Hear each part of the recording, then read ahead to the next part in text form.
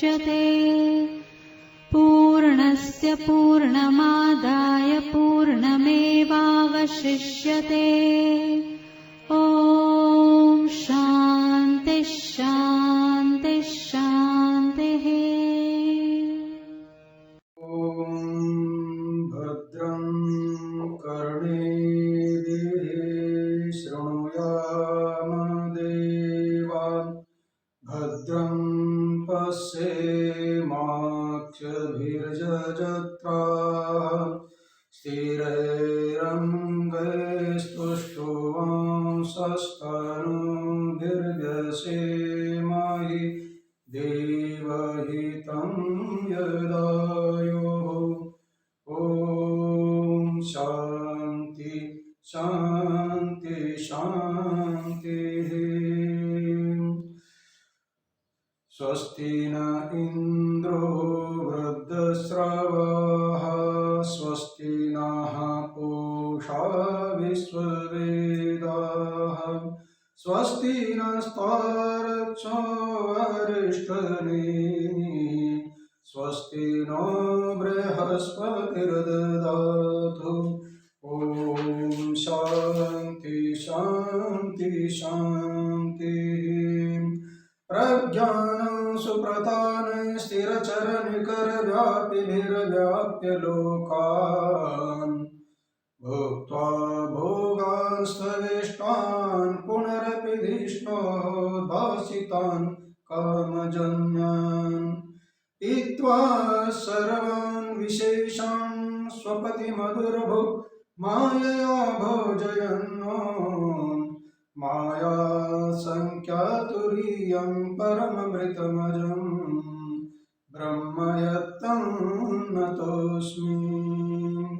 यो विश्वात्मा विदिज विषयान् प्रास्य भोगान् स्थविष्टान् पश्चाच्चान्यान् स्वमतिविभवान् ज्योतिषा स्वेन सूक्ष्मान् सर्वानेतान् पुनरपि शनैः स्वात्मनि स्थापयित्वा हित्वा सर्वान् विशेषान् विगतगुणगणान् आत्मसो नस्तुरीयः। हम लोग कल इस प्रेमपुरी अध्यात्म भवन में हम लोग मांडुक्य कारिका का आगम प्रकरण देख रहे हैं और ये पहला प्रकरण है आगम प्रकरण और संबंध भाष्य में देख रहे थे। कल हम लोगों ने देखा कि पूर्व पक्ष ने प्रश्न किया 23 नंबर पृष्ठ पर गीता प्रेस की जो पुस्तक है, बीच में उन्होंने प्रश्न किया था किम पुनस्तत् प्रयोजनम। भाई ये जो आगम प्रकरण है इस प्रकरण का क्या प्रयोजन है। तो प्रयोजन के बिना तो कुछ भी कार्य होता नहीं है।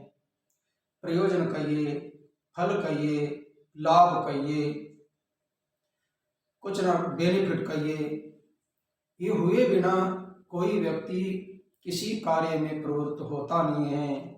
और ये तो कार्य अध्ययन कार्य तो बहुत सबसे श्रेष्ठ माना गया है, स्वाध्याय कार्य। तो उसका फल क्या है? तो उन्होंने बोल दिया इसका फल तो अद्वैत भाव में स्थित हो जाना, तुरीय अवस्था को प्राप्त कर लेना, अपने स्वरूप में स्थित रहना, ये उसका प्रयोजन है। तो अपने स्वरूप में स्थित कैसा हो सकते हैं, इसके लिए भाष्यकार ने बहुत सुंदर उदाहरण दिया। जैसा कोई रोगी रोग से पीड़ित होता है और उसको दवाई देने के बाद में रोग की निवृत्ति होती है और पुनः वह स्वस्थ हो जाता है। इसका मतलब रोग आगंतुक था, जो आगंतुक वस्तु होती है उसका निवारण किया जा सकता है, लेकिन जो परमानेंट है, नित्य वस्तु है, वो कहीं आती जाती नहीं है। तो अपना अद्वैत स्वरूप जीव की प्रकृति है, स्वरूप है, मूल में उसका आना जाना नहीं है। हाँ, लेकिन उसके ऊपर इस रोग की तरह ये अहंता ममता, ये संसार के सब धर्म उसके ऊपर आते हैं, और ये न होते हुए जो आते हैं उनको एक प्रकार से आप बीमारियां कह सकते हैं।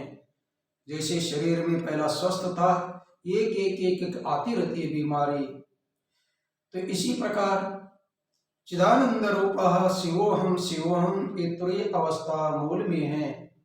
उसके ऊपर ये संसार में आसक्ति होने के कारण सभी संसार के धर्म अपने में आ जाते हैं। तो ये आने जाने वाले तो एक रोग ही है, और ये रोग इसको भवरोग बोला जाता है। और इस भवरोग को निवारण करने के लिए ये क्या है, शास्त्र है, आगम प्रकरण। जो आगम प्रकरण है ये भवरोग की निवृत्ति के लिए, जैसे रोग हटने पर स्वस्थ हो जाता है, इसी प्रकार यहाँ जो भवरोग का है क्या है, द्वैत प्रपंच है। अर्थात दुख की कोई भी वस्तु प्राप्त कभी नहीं होती है तो उस वस्तु के लिए हाय तौबा मचाता है, दुखी होता है। ये दुखी हो जाना जीव का, क्योंकि मूल में तो आनंद रूप है, सच्चिदानंद रूप है, लेकिन बाहर के वस्तु के अपेक्षा कर किया, उसकी अप्राप्ति हो गई, वो नहीं मिली, तब वो दुखी होता है। तो सभी संसार के पदार्थों को कामना करता हुआ न मिलने पर ये दुखी होता है, और इस दुख का कारण है ये द्वैत प्रपंच। इस द्वैत प्रपंच की भी निवृत्ति यदि हो जाती है तब वो अपना स्वरूप में स्थित हो जाता है। अब ये द्वैत प्रपंच कैसा आया, क्या आया, तो इसी पृष्ठ में अंत में बताया, द्वैत प्रपंचस्य अविद्याकृतत्वात् विद्या तद उपशम स्यात्। जो द्वैत प्रपंच है ये अविद्या के द्वारा उत्पन्न होता है, माने अविद्या कारण है और द्वैत प्रपंच कार्य है। माने कारण होने पर कार्य होगा, यदि कारण नहीं है तो कार्य नहीं होगा। जैसे आपके घर में भोजन की कच्ची सामग्री कारण होगी, तब कोई आपके घर में भोजन रूपी कार्य उत्पन्न कर सकता है। यदि कारण सामग्री नहीं है, बाजार से भाजी सब्जी नहीं लाया हुआ है, किराना दुकान से आटा चावल नहीं लाया है, आटा चावल दाल नमक नहीं लाया है, तो घर में कितना भी बोला जाए कि अभी भोजन तैयार किया जाए, भोजन तैयार किया जाए, लेकिन भोजन तैयार होने वाला नहीं है, भोजन पकने वाला नहीं है। भोजन क्यों नहीं पकता है?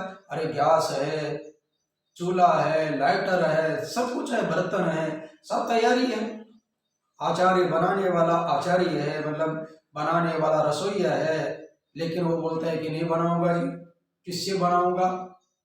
इसका मतलब किससे बनाऊंगा? अरे तू बना, तुझे बनाने के लिए आता है ना, बनाओ। अरे बनाने के लिए तो आता है, मैं बना सकता हूँ, लेकिन बनाने के लिए कारण सामग्री तो चाहिए। तो कारण सामग्री जो है आटा चावल दाल आदि है, ये कारण सामग्री है, और वह कच्ची सामग्री होने पर भोजन सिद्ध हो सकता है। यानी कारण के द्वारा कार्य की सिद्धि होती है। इसी प्रकार यहाँ जो हमारा ये द्वैत प्रपंच दिखाई दे रहा है, द्वैत का अर्थ है कि जो भी हमारे इंद्रियों का विषय हो रहा है, पांच ज्ञानी इंद्रियों का जो भार, पांच महाभूतों का ये विषय से बना हुआ पूरा का पूरा ब्रह्मांड जो भी दृष्टि गोचर हो रहा है, तो अपने से भिन्न जो भी दिखाई दे रहा है उसी का नाम है द्वैत। द्वैत का अर्थ दूसरा।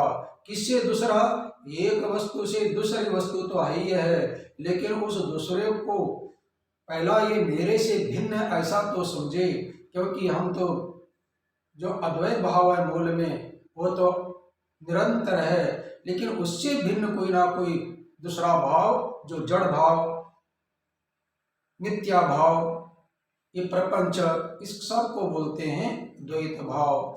ये द्वैत भाव जब आ जाता है तब जो है आदमी दुखी हो जाता है। यदि द्वैत भाव भूल जाता है तो अपने में आनंदित हो जाता है। तो अपना आनंद प्राप्त करने के लिए जो आया हुआ द्वैत प्रपंच है उसको हटाया जाए। लेकिन ये द्वैत प्रपंच हटाने के लिए क्या उपाय किया जाए, किससे हटा जाए?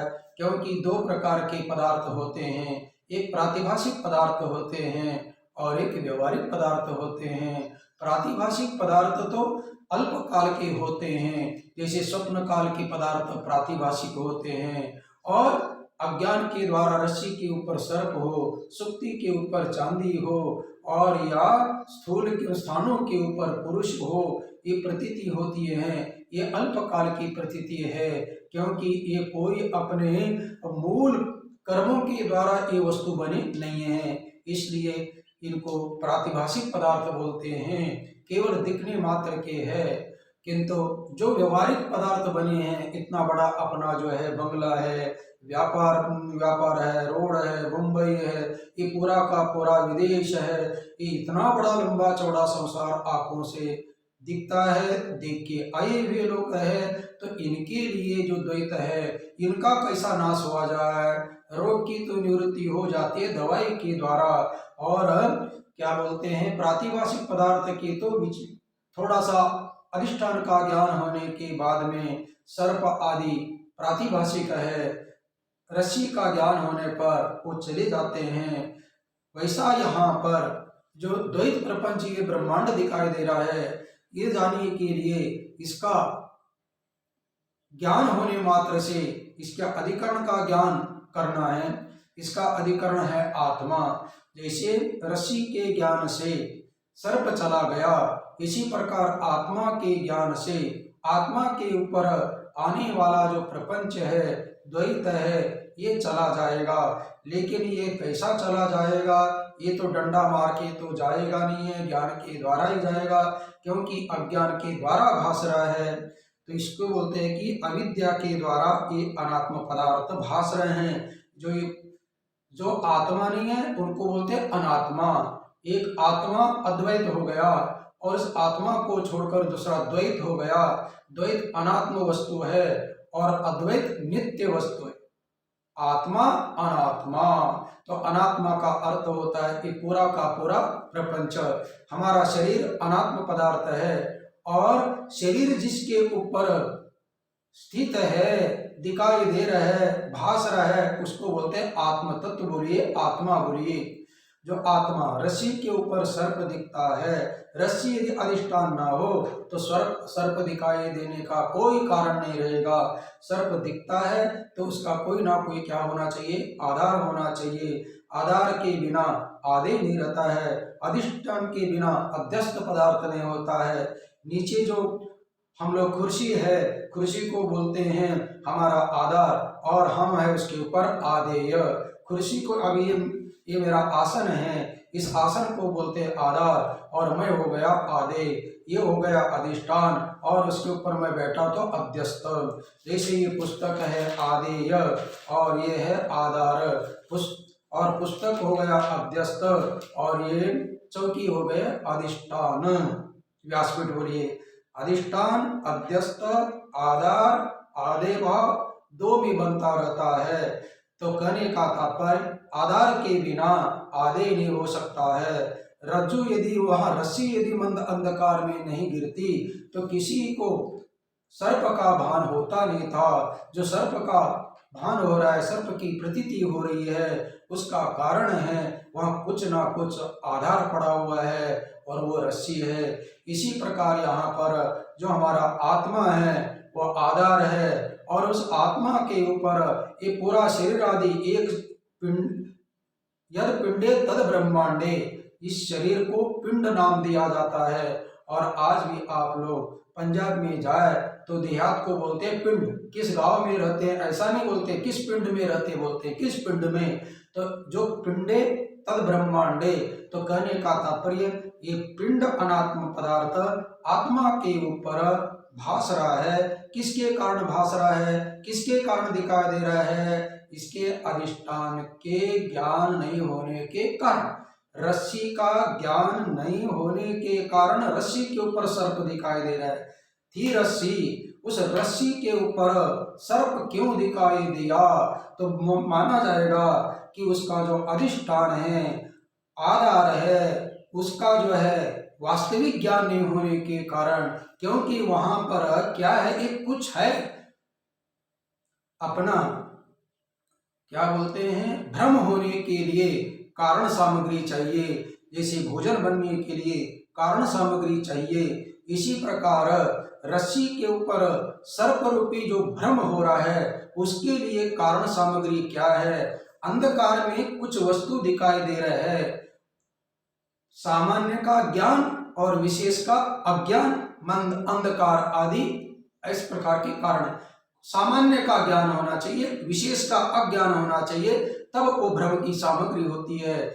सामने रस्सी पड़ी थी लेकिन वो रस्सी के रूप में नहीं दिखाई दे रही थी क्योंकि मंद अंधकार था। मंद अंधकार के कारण पूरी की पूरी रस्सी आंखों से नहीं दिखाई दे रही थी, इसलिए रस्सी का आधावटी ज्ञान रहा। तो बोलते ये कुछ तो है, कुछ पड़ा हुआ है, सामने कुछ दिखाई दे रहा है। तो उतनी में कुछ दिखाई दे रहा है, इसका मतलब है क्या, विशेष का अज्ञान है। सामान्य का ज्ञान है, सामान्य में यह कुछ है, कुछ है, इसका मतलब नाम नहीं लिया, कुछ तो है, कुछ तो है, इसको बोलते हैं सामान्य ज्ञान। और विशेष का अज्ञान, ये रहस्य है, इस प्रकार का अज्ञान। ये कुछ है, इसको बोलते हैं सामान्य ज्ञान।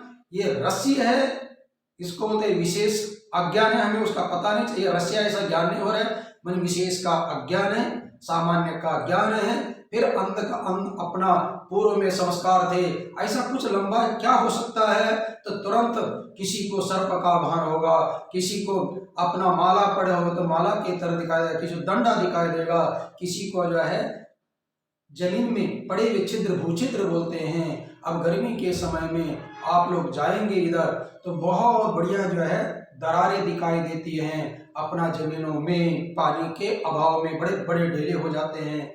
तो कहने का तात्पर्य आत्मा के माने इस शरीर में जो भीतर आत्मा है, उस आत्मा का अज्ञान, इसी को बोलते हैं अज्ञान का नाम अविद्या।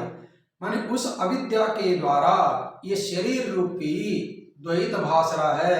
माने द्वैत प्रपंच का कारण क्या है, अविद्या। क्या अविद्या, आत्मा का ज्ञान न होना, आत्मा का ज्ञान न होना। ये जो है आत्मा के ऊपर अविद्या आ गई, उस अविद्या से उत्पन्न हो गया शरीर, ये द्वैत प्रपंच, उसी को यहाँ बोलते हैं जो है अविद्याकृत है। और वह विद्या के द्वारा, किसकी विद्या, विरोध है, जिसकी अविद्या है उसकी विद्या, अर्थात ये आत्मा को न जानना, माने आत्मा का अज्ञान है।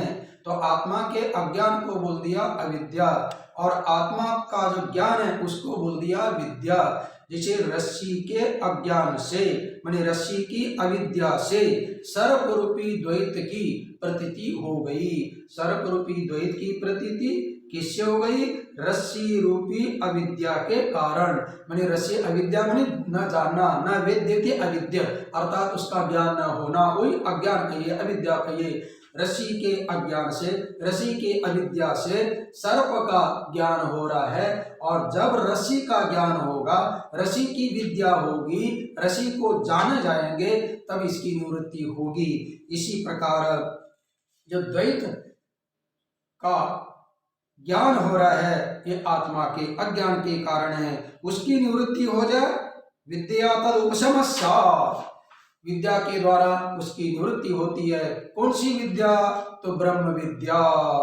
क्योंकि व्यवहार की विद्या अलग अलग है। जैसे सीपी का ज्ञान होने पर, सीपी की अविद्या से सीपी के ऊपर कौन सा कार्य भाषा, द्वैत, उसको बोलते हैं चांदी, रजत संस्कृत में बोलते हैं, सुक्ति रजत, और सुक्ति का अर्थ है सीपी, रजत का अर्थ है चांदी। माने चांदी दिखाई देने का सीपी के ऊपर कारण क्या है, इसकी अविद्या, इसकी विद्या हो गई, मैंने अधिष्ठान की अविद्या, मैंने अधिष्ठान का अज्ञान, अधिष्ठान का अज्ञान बोलिए, अधिष्ठान की अविद्या बोलिए। अधिष्ठान की अविद्या से अध्यस्त पदार्थ भासता है, अध्यस्त माने जो न होता हुआ भासता है, उसे न होता हुआ भासता है, उसको बोलते हैं विवर्त।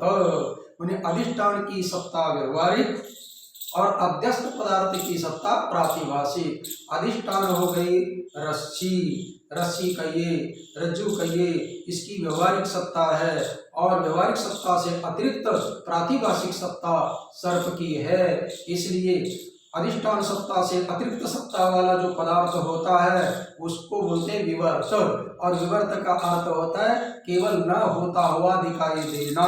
तो इसी प्रकार आत्मा के ऊपर, आत्मा अधिष्ठान, उस अधिष्ठान के ऊपर ये न होता हुआ शरीर विवर्त दिखाई दे रहा है। अब इसकी निवृत्ति यदि करनी है तो उसका कारण है आत्मा का ज्ञान। उस आत्मा के ज्ञान के लिए बोलते हैं ब्रह्म विद्या। ब्रह्म विद्या के द्वारा आत्मा का ज्ञान, और आत्मा के ज्ञान से अपने स्वरूप में स्थित, और अपने स्वरूप में स्थित होने पर तो चिदानंद रूप शिवोम शिवोम, अर्थात ब्रह्म विद्या, ब्रह्म ज्ञान और ब्रह्म स्वरूप, तीन अवस्था। पहले ब्रह्म विद्या, अर्थ ब्रह्म विद्या क्या है? हमेशा ब्रह्म के बारे में श्रवण करना, ब्रह्म के बारे में, अद्वैत के बारे में श्रवण करना। द्वैत के बारे में श्रवण करते हैं, द्वैत का श्रवण गौण और अद्वैत का श्रवण मुख्य। अब यहाँ स्वाध्याय हम लोग देख रहे हैं, स्वाध्याय में दो का ही तो विश्लेषण होता है, दो का ही तो प्रतिपादन होता है, दो का ही बोला जाता है, एक आत्मा एक अनात्मा, एक नित्य एक अनित्य, एक चेतन एक जड़, एक आनंद रूप एक दुख रूप। दूसरा क्या, दो ही तो होता है। जैसे अपना कबड्डी खेलते हैं दो ग्रुप में खेलते हैं, क्रिकेट खेलते हैं दो ग्रुप में खेलते हैं, और दूसरा है बच्चे जो है एक रस्सी को बीच में अपना, आधे बच्चे इधर होते हैं आधे बच्चे इधर खींचते रहते हैं, उसको बोलते हैं टग ऑफ वार। तो इसी प्रकार यहाँ पर एक तरफ द्वैत के तरफ खींचा जाता है, एक तरफ अद्वैत के ऊपर खींचा जाता है, और इसी को खींचने का अर्थ यह है कि चिंतन करना है। तो कहने का तात्पर्य स्वाध्याय में एक नित्य पदार्थ और एक अनित्य पदार्थ दो ही तो होते हैं, दो ही का विवेचन है, एक आत्मा का एक अनात्मा का। तो आत्मा अनात्मा इसका विवेक करना है, और विवेक तो ये होता है कि आत्मा और अनात्मा दोनों का निश्चय हो जाने के बाद में अनात्म पदार्थ को जो हमारे अंदर बैठा हुआ है आसक्त होकर, उसकी आसक्ति त्याग देना और द्वैत में अपना स्थित रहने की जो है प्रवृत्ति हो जाना, इसका नाम है विवेक। विवेक माने केवल ज्ञान नहीं है, ज्ञान होने मात्र से नहीं, अर्थात असत का त्याग सत का ग्रहण, इस प्रकार की बुद्धि हो, उसका नाम है विवेक। और ऐसा श्रवण करते रहते हैं तो इसका बोलते हैं ब्रह्म विद्या। और इस श्रवण का मनन करना है तर्क के द्वारा, जो अनात्म पदार्थ है उसका हे करना है, त्याग देना है, और तर्क के द्वारा आत्म जो पदार्थ है युक्ति के द्वारा उसका मनन करना है, इसको बोलते हैं ब्रह्म ज्ञान। और बाद में मनन के बाद में निधिध्यासन है, तत्चिंतनम तत्कथनम अन्योन्यम प्रबोधनम, फिर उसके बाद में ब्रह्म स्थित हो जाता है। तो ये तीन स्टेप हो गए, पहले ब्रह्म विद्या, ब्रह्म विद्या के बाद में उसके ब्रह्म ज्ञान होगा, और ब्रह्म ज्ञान के बाद में ब्रह्म स्थिति होगी। पहला श्रवण होगा, श्रवण के बाद में मनन होगा, और मनन के बाद में निधिध्यासन होगा।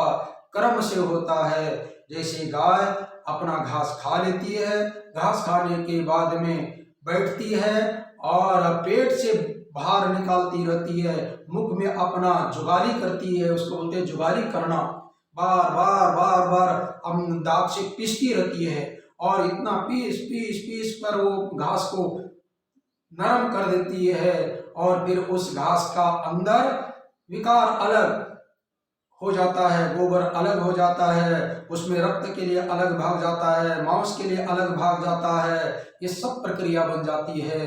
ये सब प्रक्रिया बनने के लिए उन्होंने पहला खाया, और खाकर क्या किया, जुगाली किया। यदि वह जुगाली नहीं करती है तो घास अंदर का जो पेट में फूल जाता है घास, पेट फूल जाता है और पेट फूलने के बाद में गाय मर जाती है। ये हम लोगों का अनुभव है। तो कहने का तात्पर्य यहाँ पर हम लोगों को भी केवल हम लोग श्रवण करते हैं, श्रवण करने मात्र से ब्रह्म ज्ञान नहीं होने वाला है। उसके लिए तो श्रवण करने के बाद में ब्रह्म ज्ञान के लिए मनन, श्रवण है ब्रह्म विद्या। अभी हम लोग उपनिषद सुन रहे हैं, ये उपनिषद सुनना, इसका अध्ययन करना, इसी का नाम है ब्रह्म विद्या। लेकिन इस ब्रह्म विद्या को हम लोग श्रवण करने के बाद में, अध्ययन करने के बाद में थोड़ा देर बैठकर जुगाली किया जाए, माने मनन किया जाए, तब ब्रह्म ज्ञान होगा। और मनन करने के बाद में उसका जो सार तत्व है, जैसे गाय जुगाली करने के बाद में ही उस घास का सार बन जाता है, हड्डी मांस तत्व सब, अन्यथा नहीं बनेगा। घास पहले खाती है, फिर उसके बाद में जुगाली करती है, तभी उसका सार निकलेगा, अन्यथा नहीं। इसी प्रकार हम लोगों को भी ये ब्रह्म विद्या श्रवण करना है और फिर ब्रह्म विद्या के द्वारा ब्रह्म ज्ञान होगा और ब्रह्म ज्ञान के बाद में तीसरी स्थिति अपने स्वरूप में स्थिति होगी। तो कहने का तात्पर्य है ब्रह्म विद्या प्रकाशनाय अस्य आरंभः क्रियते, इसका आरंभ किया जाता है। अब कल हम लोग देखे रहते यत्र ही द्वैतमिव भवति, एक अपना बृहदारण्यक दूसरा अध्याय चौथा कंडिका, इसके कंडिका बोलते हैं, अध्याय कंडिका और मंत्र। बृहदारण्यक का ये दूसरा अध्याय, चौथी कंडिका और 14वां मंत्र। इस प्रकार वो है। यहाँ का क्या ये किसके लिए देते हैं? यत्र ही द्वैतम इव भवति, मनी जहाँ द्वैत सा होता है। यत्र मनी अज्ञान अवस्था में, अज्ञान काल में द्वैत सा प्रतीति होता है। किसका अज्ञान? अपने आत्म स्वरूप का अज्ञान, आत्मा का भान न होना, तभी आत्मा से दूसरी वस्तु दिखाई देती है। बोलते हैं एक समय में एक ही ज्ञान होता है, अपने स्वरूप में स्थित होते होते हैं तो बाहर का कुछ भी नहीं दिखाई देगा, और बाहर का देखने लगेंगे तब तुरंत यहाँ का विस्मरण हो जाता है। उसको बोलते हैं यत्र, माने अज्ञान अवस्था में द्वैतम इव भवति। ये पूरा का पूरा मंत्र ऐसा है, यत्र हि द्वैतमिव भवति तदितर इतरं जिग्रति, तदितर इतरं पश्यति, तदितर इतरं शृणोति, तदितर इतरं अविवदति, तदितर इतरं मनुते, तदितर इतरं इतर विजानाति। ये सब क्रिया है। इसका मतलब जिस अवस्था में, मतलब अज्ञान अवस्था में आत्मा का अज्ञान है और अनात्मा का ज्ञान है, इसको बोलते हैं अज्ञान अवस्था। इस अज्ञान अवस्था में द्वैत सा प्रतीति होता है, तब तद इतर इतरम पश्यति, उस समय तद आत्मा से इतर आक इतरम पश्यति, माने आत्मा से भिन्न जो आक, आत्मा से अपना आक दूसरे किसी पदार्थ को देखती है, या अपना कोई नाक सूंघता है, कान श्रवण करता है, शब्द अपना बोले जाते हैं, सब प्रकार के रसनेंद्रिय रस लेती है। कब लेती है? अज्ञान अवस्था में, माने आत्मा का अज्ञान है, तब जो है द्वैत सा दिखाई देता है। तब इसका आत्मा के अज्ञान के कारण आत्मा से भिन्न जो पांच ज्ञानेंद्रिय अपने अपने से भिन्न, इंद्रियों से भिन्न जो पांच विषय है उनका वह हमेशा ग्रहण करती है। इसका मतलब द्वैत प्रपंच का ग्रहण किसके कारण कर दिया? जहां अज्ञान अवस्था है। किसका अज्ञान है? आत्मा का। और दूसरी श्रुति यहाँ थोड़ा सा दे दिया, और दूसरी श्रुति भी बृहदारण्य की है। ये है चौथा अध्याय, तीसरी कंडिका, 31वां मंत्र। वह आया यत्र अन्यदिव स्यात् तत्र अन्यो अन्यत पश्येत् अन्यो अन्यत विजानीयात्। ये चौथे अध्याय का है और वह दूसरे अध्याय का था। थोड़ा सा दे देते हैं तो इसका पूरा मंत्र ऐसा है, यत्र वा अन्यदिव स्यात् तत्र अन्यो अन्यत् पश्यत् अन्यो अन्यत् जिग्रेत् अन्यो अन्यत् रसयेत् अन्यो अन्यत् वदेत् अन्यो अन्यत् शृणुयात् अन्यो अन्यत् मनवीत् अन्यो अन्यत् स्पर्शत् अन्यो अन्यत् विजानीयात्। इसका मतलब यह है कि अब यहाँ यत्र आया और पहले में यत्र ही द्वैतमेव भवति, वहाँ अज्ञान अवस्था में द्वैत न होता हुआ द्वैत सा प्रतीत होता है। तब एक दूसरे को देखता है, एक दूसरे को अपना बोलता है, एक दूसरे को अपना ग्रहण करता है, एक दूसरे को माने एक दूसरे का अर्थात इंद्रिय और क्या बोले ना इंद्रिय और अर्थ का संयोग हो जाता है। मात्रा स्पर्शस्तु कौन्तेय शीतोष्ण सुख दुःखदा। मात्रा स्पर्श, मात्रा मन इंद्रिय, स्पर्श मन विषय, इनका जो है एक दूसरे का ग्रहण हो जाता है। अर्थात इंद्रिय अलग है, इंद्रियों के विषय अलग है, लेकिन वो ग्रहण कर रहे हैं, एक दूसरे का ग्रहण कर रहे हैं। उसका कारण है आत्मा का अज्ञान बताया था। और दूसरी जो दूसरा मंत्र है चौथे अध्याय का, वहां क्या आया, यत्र वा अन्यत् इव सा, यु का अर्थ है जैसा, यहाँ यु यु माने वास्तविक नहीं, सादृश्य, द्वैतम इव, द्वैत नहीं है लेकिन द्वैत सा। और यहाँ पर यत्र अन्यद यु माने अन्य सा, वहां द्वैत सा हो गया और यहाँ भिन्न सा, दोनों में कोई अंतर नहीं है। और यहाँ यत्र सप्तमी का अर्थ है, वहां भी यत्र सप्तमी में, पहले में द्वितीय अध्याय का जो मंत्र है उसमें यत्र का अर्थ होता है अज्ञान अवस्था में, और चौथे अध्याय का जो मंत्र है यत्र का अर्थ होता है स्वप्न और जागृत अवस्था में।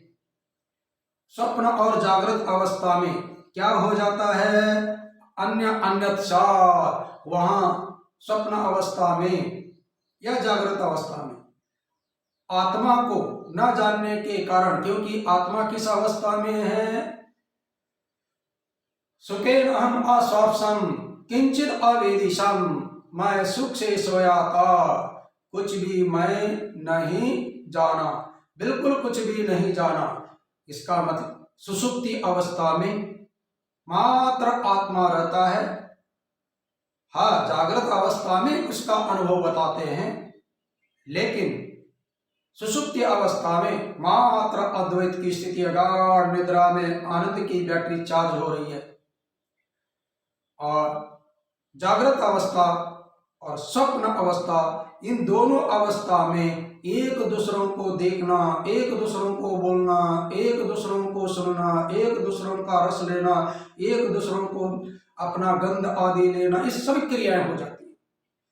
तो इसलिए कभी पहला बोल दिया अज्ञान अवस्था में और दूसरे मंत्र में बोल दिया अन्य देव का अर्थ हो जाए, यत्र का अर्थ हो जाता है स्वप्न और जागृत में दूसरे का ही अपना सब क्रियाएं हो जाती है। ये कब क्रियाएं हो जाती हैं, द्वैत अवस्था में। द्वैत कब हो जाता है, अज्ञान अवस्था में, अर्थात और स्वप्न और जागृत अवस्था में आत्मा से भिन्न दिखता है। जो भी जागृत अवस्था में हम पदार्थ देख रहे हैं, ये हम लोग देखने वाला जीवात्मा के रूप में देख रहे हैं, और ये पदार्थ दृश्य के रूप में दृष्टा दृश्य, लेकिन वहाँ दृष्टा वास्तविक दृष्टा नहीं है। इस दृष्टा को मैं अहंकार मैं जीवात्मा को हम लोग लेते हैं। लेकिन ये द्वैत कब तक हो जाता है, उसके लिए द्वितीय अध्याय का ही आधा मंत्र बच गया था, उसके लिए सर्वम आत्मा एव अभूत तत्केन कम पश्येत केन कम विजानीयात्। अरे मैत्री, सब आत्मा ही हो गया। जब आत्मा से भिन्न होगा, आत्मा से भिन्न होने पर चाहे अज्ञान अवस्था में या स्वप्न जागृत अवस्था में एक दूसरे को देखेगा, एक दूसरे में एक से भिन्न को देखेगा, और एक से एक माने कान के द्वारा शब्द श्रवण करेगा, केन माने इसके द्वारा। अभी बोलते हैं कि आत्मा हो गया, तो किसके द्वारा कौन देखेगा, किसके द्वारा किसको सुनेगा, किसके द्वारा किसका रस लेगा, कब, जब आत्मा ही हो गया सब। बोल दिया सर्वम आत्मैव अभूत जहाँ सब कुछ आत्मा ही हो गया, माने आत्मा के अलावा दूसरा कुछ भी नहीं है, तो एक अद्वैत स्थिति अपना सुषुप्ति अवस्था में वहाँ कौन इंद्री के द्वारा किस विषय को ग्रहण करेगा? स्वप्न अवस्था में तो आप अपने गए और आंखों के द्वारा हरिद्वार की जो है पौड़ी के ऊपर बहुत बढ़िया आनंद लेने लगे और वहाँ के बहुत कान के द्वारा बहुत बढ़िया वहाँ गंगा मैया की आरती आदि सुनने लगे। ये सब कुछ होने लगा और गंगा मैया का अपना पान किया तो रस का आनंद अनुभव आने लगी रसना इंद्रियों के द्वारा। क्यों? वहाँ स्वप्नावस्था, जागृत अवस्था, अज्ञान अवस्था में ये क्रियाएं हो रही है। लेकिन गाढ़ निद्रा में गए, सुषुप्ति अवस्था में गए, तो अब आप बताइए वहाँ सुषुप्ति अवस्था में कौन इंद्रिय किस विषय का ग्रहण करेगा? कोई इंद्रियों से भिन्न विषयों का ग्रहण नहीं करेगा। क्यों? वहाँ सब आत्मा में लीन हो गए, एक सा हो गए, आत्मा सा हो गए, आत्मा से भिन्न कोई वस्तु ही नहीं रही। ऐसी अवस्था में नहीं नानास्ति किंचन, नहीं नानास्ति किंचन, वहाँ एकमात्र अद्वितीय ब्रह्म ही है, आत्मा ही है, वहाँ दूसरी कोई वस्तु नहीं है।